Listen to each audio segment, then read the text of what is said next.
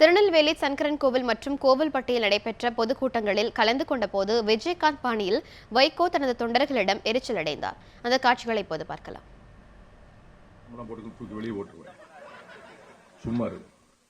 உன்னை விட நான் 100 மடங்கு சவுண்ட் விடுவேன்.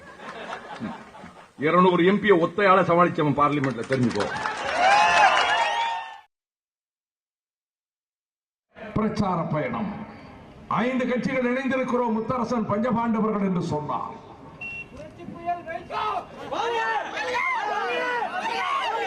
2 நிமிஷம் இருக்கு, போய் கட்டிக்கிட்டு இருக்கான் பாரு. புரட்சி புயல் வைக்கோல் லட்சம் பேர் கேட்டுக்கிட்டு இருக்கிறாங்க. கொஞ்சம் படிங்கப்பா, ஒழுக்கத்தை படிங்கப்பா.